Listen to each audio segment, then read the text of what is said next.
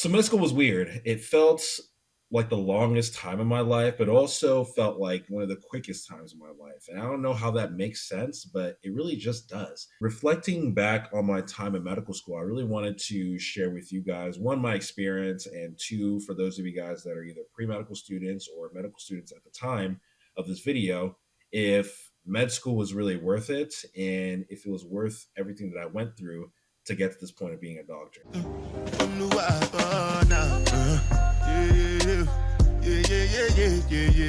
Now, to take things back and to actually set the stage, I was an actually international medical student. So I felt this insane amount of pressure to actually succeed in this field.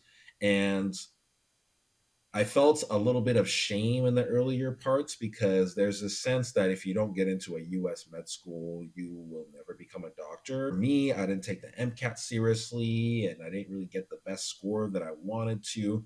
Looking back, I don't know if I could have gotten a better score just because I tend to not really be a good standardized test taker for some reason, always dating back into like the ACT and the SATs back when I was younger. There's something about standardized tests that just didn't really sit well with me. But regardless, I was still able to make it to this point. I ended up going to St. George's Medical School, which is over in Grenada. And looking back on my time when I was actually there for those first 2 years, yes, it was a very stressful time. Yes, it was a very anxiety inducing time, like thought provoking time, and as well as identity crushing time. But I would say those are probably two of the best years of my life, honestly. The people I met, the experiences that I had, being in a different country, getting away from the distractions of the US.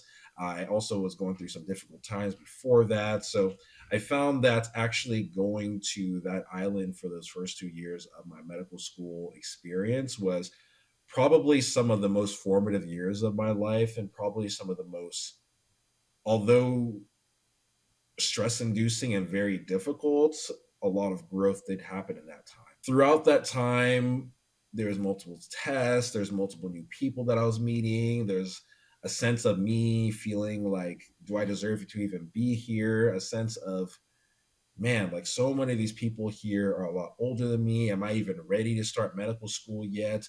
I'm starting medical school right after college. And, I know some people take gap years. I know some people go to post-bac and so many different programs. And all those things are really running through my mind. But I will say for any of you guys that are pre-medical students, or even some of the medical students can probably attest to this, is that once you get into that zone or want you to get into the groove of actually, okay, I need to get ready for this test, that's like in 2 weeks, that's probably going to weed a lot of different people out. You almost kind of forget all of those things that I just mentioned. And it's all about just really, really go, go, go, go, go, get down, learn the material, and move on because there's going to be another test in about 3, 4, 5, 6 weeks. Although things going that fast pace and the amount of things that I had to learn in that time, I was actually able to push through what I thought were my limits and actually get past them and even supersede them to the point of getting off that island and being able to progress towards my clinical years, where I left the island and got into my third and fourth year medical school years, which was rotating through different hospitals throughout the US. I first went to Florida, then I came back to Oakland, and then went to Stockton and went to LA, and then so many different places, essentially. I'll say those last 2 years of my medical school experience probably weren't the best because one, it got cut short by the pandemic. So halfway through my third year, I got sent home. I couldn't go into in-person rotations. I was doing a lot of education through the computer. It was a very different time. My year was actually the year where they actually got rid of Step 2 CS, which was one of the formative exams that you had to take and pass to be able to, match into residency. It was a very unclear time. I was very confused. I was also like, man, was this really the right time to go to medical school? Because now I'm stuck in this time in this pandemic where now my medical school experience has been interrupted. Now that I'm kind of just reflecting on it, it probably was the best time to go for me because if I would have waited a year or 2 years taking a gap year going to post-bac, then my year probably would have been cut short on my time of the island. And instead of my third year being cut short, my second year would have been cut short. And my whole experience of why I enjoyed medical school so much, even though it was stressful, the whole part of my second year probably would have been cut in half. and all the people that I would have met and all the experiences that I would have had on that island specifically would have been all for naught. Regardless, eventually they were able to let me get past and get into my fourth year where we actually did things in person again. And although it was like still kind of restricted, I was still able to get in, do my rotations, make my impression, and really put my foot down into the hospital that I wanted to match at. And because of the input that I had and then because of the impressions that I made, I was actually able to get into the program as my first choice to be in that residency program. Now, one thing that I do want to touch on are the standardized exams, and there's a lot of different mistakes that I made in terms of preparing for step one. I would say specifically, I think because of the mistakes that I made for step one, I actually course corrected and actually applied those lessons that I learned to step two. So, step two wasn't really that stressful as compared to when I was taking step one. Step one is granted a bigger exam and a lot more material to kind of go over, but I'll say that step one was very anxiety producing. I actually had to push off my step one and have my rotations, clinical rotations delayed because I was so stressed for it. I feel like I wasn't having a good method to study for it. And I was going through a really tough time. My mental was not strong. I felt like I wasn't getting enough sleep. I felt like I was having that whole analysis by paralysis, as well as trying to compare myself to people that did not have to push back their step exams. And that imposter syndrome really kicked back in again. And, eventually I was able to kind of talk to some people and learn some new techniques and, listen to people that I've taken step one before. And eventually I was able to take it and not have to push it back again. And I'll say, looking back on that time, if I did not push back my step one exam, then I'm not sure that I'll be at the hospital that I'm at right now and being so happy with where I'm at right now because the way that the rotations were set up, because of the way I pushed it back, I was able to get probably the best rotations to actually make an impression beforehand with internal medicine, which is the field that I'm in. And if not, then I would have had my internal medicine rotation at the end of the year, my third year, which is the same time that as that whole pandemic happened.